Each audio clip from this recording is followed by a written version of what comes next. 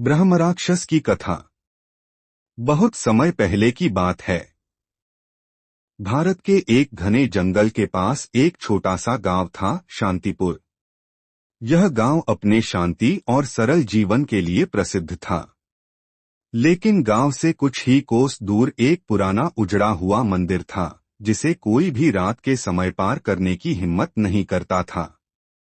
कहा जाता था कि उस मंदिर में एक ब्रह्मराक्षस का वास था। गांव के बुजुर्ग कहते थे कि यह ब्रह्मराक्षस पहले एक महान पंडित था, जिसका नाम था विद्याधर। विद्याधर अत्यंत ज्ञानी और तेजस्वी ब्राह्मण था। वह वेदों का विद्वान था, तंत्र मंत्र में पारंगत था और कई राजाओं का राजगुरु रह चुका था।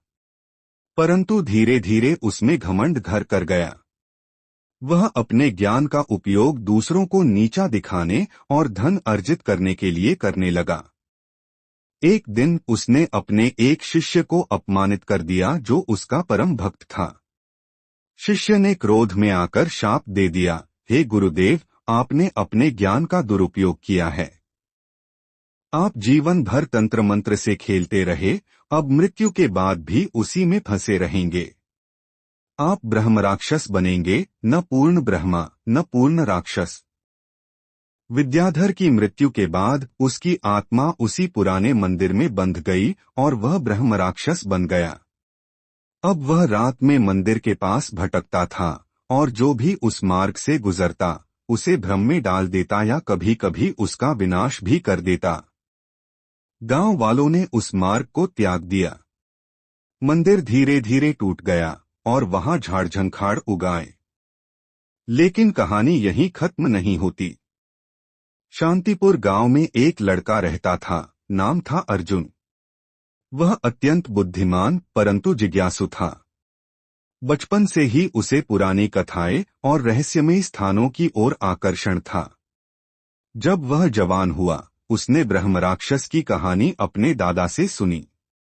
बाकी लोग जहां डर जाते थे, अर्जुन को जिज्ञासा हुई, दादा, अगर वो ब्रह्मराक्षस एक समय का विद्वान था तो क्या उसे मुक्त नहीं किया जा सकता? अर्जुन ने पूछा।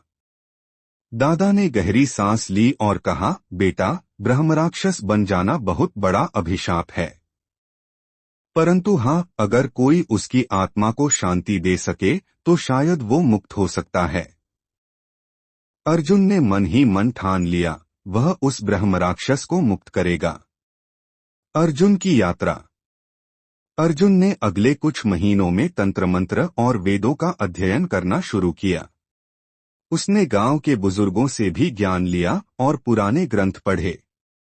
उसने जाना कि ब्रह्मराक्षस को केवल वही व्यक्ति मुक्त कर सकता है जिसमें निस्वार्थ सेवा और उच्च ज्ञान दोनों हों। एक पूर्णिमा की रात, जब चंद्रमा पूरा था और वातावरण शांत, अर्जुन ने एक त्रिशूल, एक मंत्रोच्चार पुस्तक और अपने दादा द्वारा दिया गया रक्षा कवच लेकर मंदिर की ओर प्रस्थान किया। मंदिर के पास पहुंचते ही ठंडी हवा चलने लगी और चारों ओर अजीब सी खामोशी छा गई। अर्जुन ने मंदिर में प्रवेश किया। वहां चारों ओर टूटे हुए पत्थर, सूखे पत्ते और एक विशाल पीपल का पेड़ था, जिसकी जड़ें मंदिर की दीवारों में समा गई थीं। अचानक एक भयानक आवाज गूंजी, कौन है जो मेरी नींद में खलल डालने आया है? एक विशाल, धधकती आंखों वाला राक्षसी चेहरा अर्जुन के सामने प्रकट हुआ। वह हवा में तैर रहा था, शरीर से धुआं निकल रहा था। मैं अर्जुन हूं। मैं तुम्हें मुक्त करने आया हूं, ब्रह्मराक्षस। अर्जुन ने साहस से कहा। ब्रह्मराक्षस हंसा, मुक्ति? मुझे मुक्त करोगे तुम? एक साधारण बालक? मैं साधारण नहीं, जिज्ञासु हूं। और मैं जानता हूं कि तुम पहले एक पंडित थे, विद्याधर। मैं तुम्हारे शिष्य के शाप की कथा जानता हूं। ब्रह्मराक्षस का चेहरा थोड़ी देर को शांत हुआ। एक पल को उसकी आंखों में पीड़ा दिखी। हाँ, मैं विद्याधर था। मैंने अहंकार में अपने जीवन का विनाश किया। अब मैं इस अधूरी अवस्था में फंसा हूं। पर तुम मेरी मुक्ति कैसे करोगे? मैं तुम्हारे लिए शांति का यज्ञ करूंगा, पर उससे पहले तुम्हें सत्य स्वीकार करना होगा। अर्जुन ने एक यज्ञ कुंड तैयार किया। उसने मंत्रों का उच्चारण शुरू किया, उस शुद्धता और श्रद्धा से जो ब्रह्मा को भी स्पर्श कर सके। ब्रह्मराक्षस धीरे धीरे विकराल रूप से शांत रूप में बदलने लगा। उसका शरीर अब धुएं से स्पष्ट हो गया था, जैसे एक साधु का तेजस्वी रूप हो। हे बालक, तू वास्तव में एक ज्ञानी है। तूने मेरे पापों को स्वीकार कराया और प्रायश्चित का मार्ग दिखाया। मैं अब इस बंधन से मुक्त हो रहा हूँ। ब्रह्मराक्षस ने आशीर्वाद स्वरूप अर्जुन के माथे पर हाथ रखा और एक प्रकाश में विलीन हो गया। अर्जुन की वापसी। सुबह हुई तो गांव वाले चौंक गए।